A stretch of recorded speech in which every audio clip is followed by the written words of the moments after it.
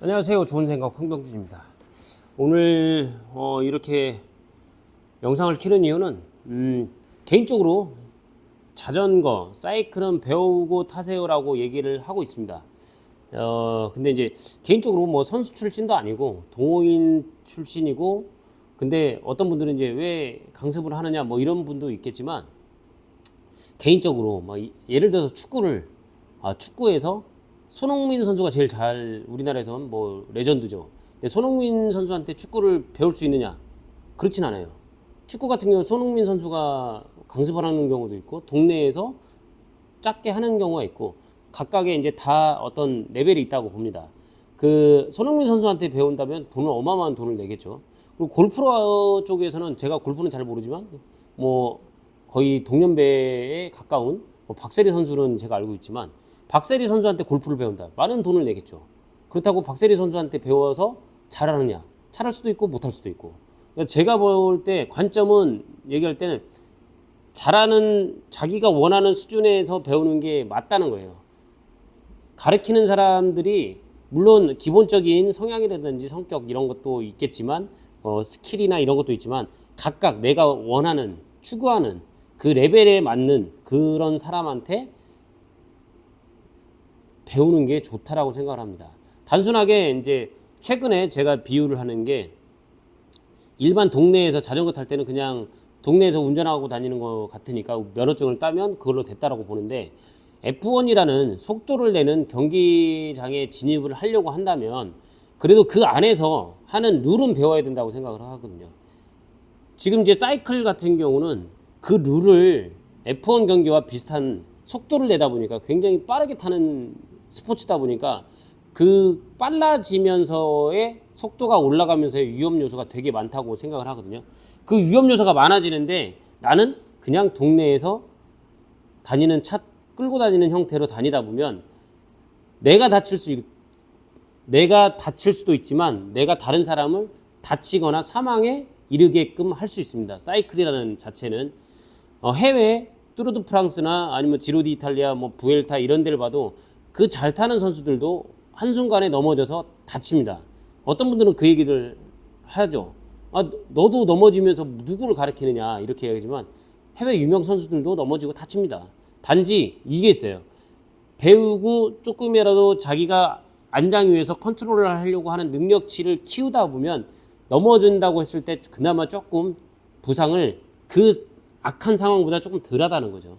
그래서 조금 더 배우고 타는 게 안전을 위해서, 그리고 내가 즐기는 재미에서도 더 좋다는 거예요.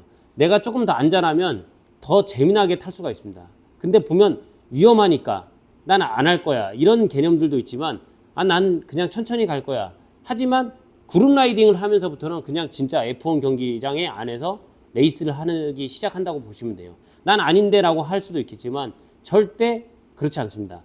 그 팩라이딩을 하기 시작하면서 앞에 라이더의 성향, 그 다음에 뒤에 오는 사람한테 앞에 있는 상황을 전달하는 거, 이 모든 걸 다 알고 있어야 돼요. 100% 다 알 수는 없지만, 그 중에 가장 기본은 뭐냐면, 안장 위에서 내가 이 자전거를 컨트롤할 수 있는 능력치를 갖고 있어야 된다는 거예요. 자전거를 타고 가면서 물 안 먹어도 됩니다.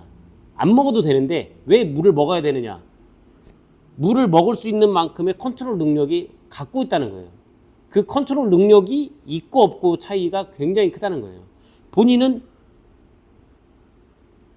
후드만 잡고 달려만 간다.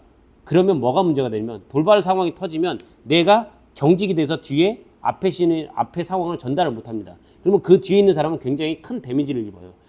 선수들 해외 경기에서 보면 넘어지는 당사자도 크게 다치기도 하지만, 그 뒤에 있는 사람들이 더 크게 다치는 법이거든요. 내가 안전해야지 뒤에 있는 사람이 더 안전하게 즐길 수 있는 방법입니다. 그렇기 때문에 사이클에서 팩라이딩을 한다. 그러면 사이클을 배우셔야 됩니다. 뭘 배우느냐?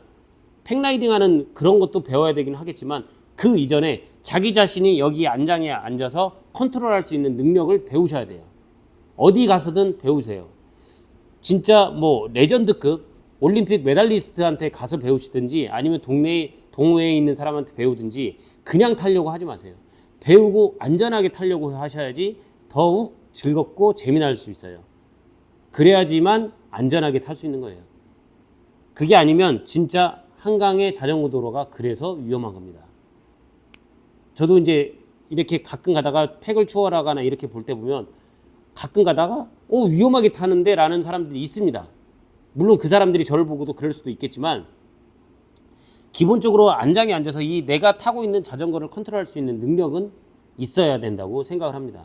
그래서 오늘 드리고 싶은 얘기는 선출이든 아니든 물론 기본적인 이론은 있어야죠. 이론은 알고 있고 왜 이게 이렇게 해야 되는지 알고 있는 것과 모르고 있는 건 차이가 큰데 그렇게 알고 있는 사람에게 조금 배워서 부상률도 타면서 무릎이 아프거나 이런 것도 좀 줄이고 그런 형태로 하시는 게 여러분들 건강에도 좋고 즐겁게 즐기는 자전거를 더욱 즐겁게 즐길 수 있는 방법이라고 생각을 하거든요. 그래서 오늘 좀 떠들어 봅니다. 실력이 있든 없든 해외에서도 축구선수 감독들 중에도 현역 시절에 아니면 자전거를 못 타던 아니 축구를 못 하던 그런 분들이 레전드인 감독이 많이 있어요. 그러니까 잘 타는 것과 잘 가르쳐 주는 것과는 전혀 다릅니다. 그건 언제나 마찬가지예요. 공부를 잘하는 사람이 공부를 잘 가르친다? 그렇지는 않습니다. 잘 가르치는 사람이 있고 잘 하는 사람이 있습니다. 그래서 그 판단은 여러분들이 하시고 잘 배우시는 게 좋습니다.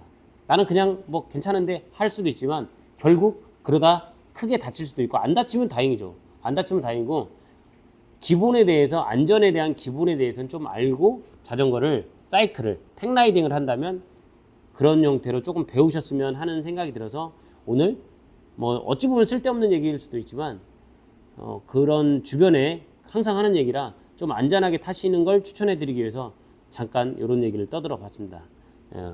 안전하게 타고 즐기는 게 최고죠. 저도 마찬가지고 다치지 않고 즐겁게 재미나게 자전거 타는 그날까지 그렇게 즐기셨으면 좋겠습니다. 뒷이야기 들어주셔서 감사합니다. 이상 좋은 생각 황병준입니다. 감사합니다.